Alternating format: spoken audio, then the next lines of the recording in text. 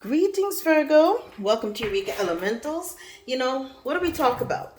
Listen, at this point, I think everything is burning. I'm hearing let it burn, let it burn. So it feels like we have fire on the mountains, fire in the earth, fires in the waters. Now it's time, my dear friends, to put in that spiritual work. So Virgo, stay here with me. Stay here with me. Let's see. You got the Chariot and the Knight of Swords as I cut the deck. This particular season, this is going to be in anticipation of the energy coming in for Lionsgate. Got King of Swords here too. So it's time, right? Where that energy, that heat, we're getting to the hottest part of the summer right now. And we've been told at this time to put in that work, right? We've been on our hero's journey. And it's time that we start showing up for ourselves, right? We can no longer, okay, look at that, continue to put all that work in vain and get nothing from it. So you've been told it's time to recognize who and what you are. So let's see. What's your energy signature? Death, Scorpionic, right? Death and rebirth energy. Okay. You've got the Two of Pentacles. You have to make some very difficult choices in the immediate future or current energy. And in the future, the Page of Swords. So you've got some messages coming in. It will be well received, or it could be very gossipy as well. So let's see what's going on with these energies. And it may be related to what you've been putting your energy into, that hard work, right? That you're showing that you have been, at it, right? You're searching, you've been putting in the work, you have been hard at work, but not seeing the fruits of your labor. 8 is when you start to see things at that point. If you were to go, your diligence, your not mastery, and 9 is when you get to see the fruits of your labor. But this is backbreaking work, right? So you've been putting in that hard work, Virgo. You want to see things happen, and you feel as though you have been going on that spiritual journey. You had the dark night of the soul. You've had to, in your present energy, make some very difficult choices to really show up in your life. And now you've been putting in that work in the background. You want to know, is it going to be well received? Am I going to get a new job? Am I going to get this new opportunity? In the energy of the Page of Swords, will people finally understand that my mental acuity is real, that the energy that I put in is of good intent and is right? So you are waiting for that reception to occur, that synergistic energy to happen between you and everything else. And what Spirit is telling you is to willingly release the situation, and be in that master teacher energy, the number 33 here, with your ears wide open. Allow Spirit to continue to use you as a conduit, my dear Virgo, and as a channel for information, because ultimately victory, I'm cutting it, number 6, will be yours, and it is what it is. Okay, so what is meant for you will never pass you by. So you're being told to just continue being beyond the ordinary. Continue to be the extraordinary Virgo that you are. Okay, Spirit recognizes your uniqueness. The rest of the world has not yet been able to catch up with your genius. You see things well beyond the bend, right? You're the outlier, and that's a good thing.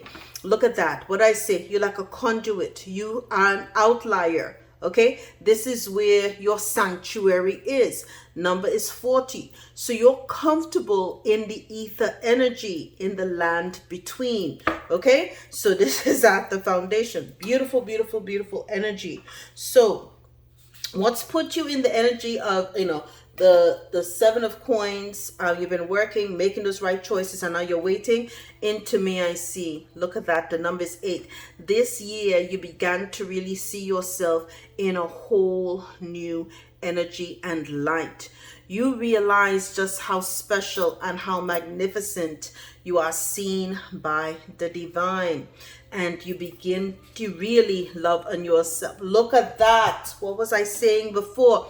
You have always seen beyond the veil. You have seen, you're living between both worlds, the 3D and the higher realms. You have acted as a conduit between those two realms, and so you're seeing beyond the veil, and continue to see beyond the veil. That is your unique gifting. So, right now, let's see what lessons you've learned as a result of having to live in between both of these worlds. It's not an easy position to be in. I am not jealous of you, right? Spirit doesn't want you to worry, okay? There is no worry, because you're worried about failure. Look at this, Virgo.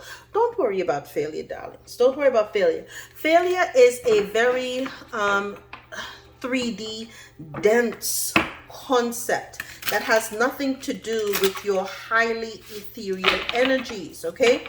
So what you need to understand, right? The Vincent van Goghs, the Picassos, all of those tortured artists, right? They were never recognized for the work that they had by their peers. You have to see the humor in the situation. Look at that. As I was talking about it, I looked up human in the situation, the human growth, right? Your growth is at a existential, and I'm hearing etheric level. It's almost like you're in the ethers, and you are the talk in the ethers. That page of energies in the ethers, it will eventually settle down here to the 3D, where you will be celebrated. Trust me on that. Okay, it just takes a longer time for your energy to look at that. What did I say? Virgo, you will be successful. Success is yours. I know that there is no greater goal than to love, because your energy is pure. Your energy is pure. So success has to be yours. You've been diligently working away and handling your business, and you will get that reception. You will get that good news, right?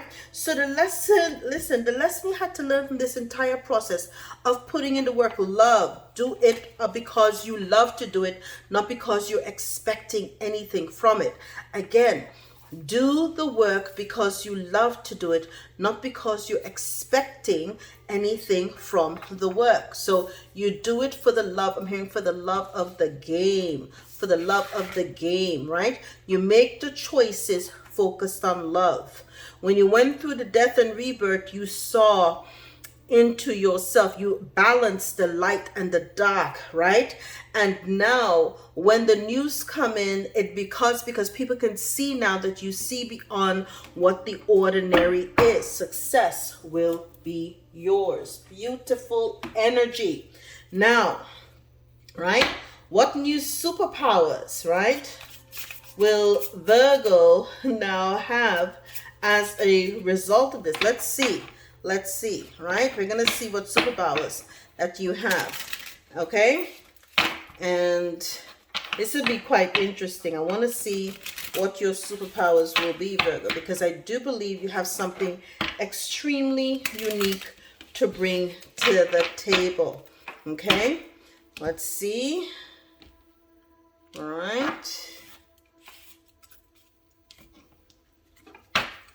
Okay. All right. And okay. Falcon. Okay. So your superpower, all right, your highest power is your agility. Your agility. So just to give you a fact file about Falcon, it says U.S. Air Force hero Sam Wilson leaves the force to help veterans with post-traumatic stress disorder. And it is here that he meets Captain America. Cap needs an ally who is not from S.H.I.E.L.D., who have a spy in their midst, and Wilson offers his service. He becomes the Falcon, stealing his experimental flying harness and helping Captain America take on Hydra and Winter Soldiers. This is just the beginning of his new life, and he soon becomes a full member of the Avengers. So your energy is a lot like Falcon, okay? And so your primary powers are, again, your agility, okay? Your ability to be flexible with the circumstances, right? Top power. Your second power, highest power, is your technology, your ability to utilize technology to your advantage, okay? Your okay, your third highest power is your strength, okay? Then come your wits, very witty, very smart. Then you've got that willpower.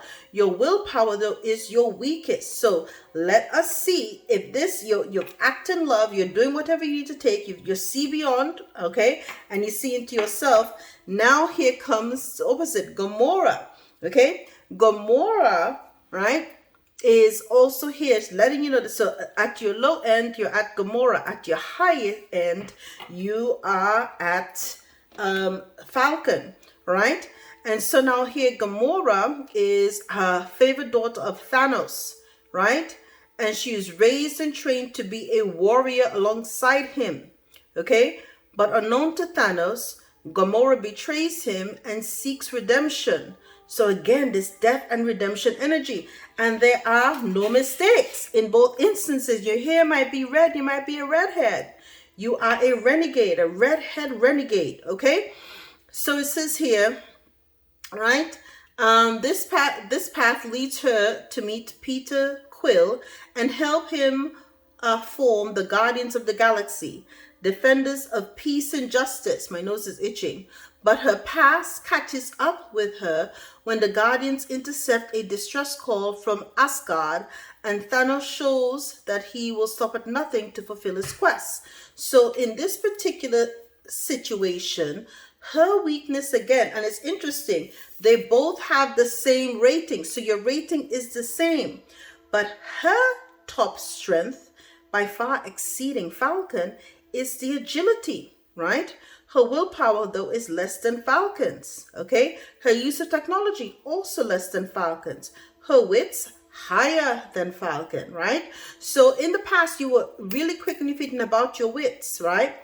And really leaned in a lot on your strength. Now, you really push the gamut, okay, on your agility. In both instances, though, willpower seems to be the weakest link. Willpower seems to be the weakest link, okay? I would definitely say willpower is the weakest link for you. So now we need to find out, okay, what you need to do. What alchemy now? This is how we engage in alchemy. What alchemy, look at that, does Virgo need to do? I'm actually going to leave this here, right? To maximize this. Look at that, Cornelius Fudge for my Harry Potter fans, okay? So magic is at 52, cunning is at 15, courage at 19, wisdom at 25, and temper is a 4.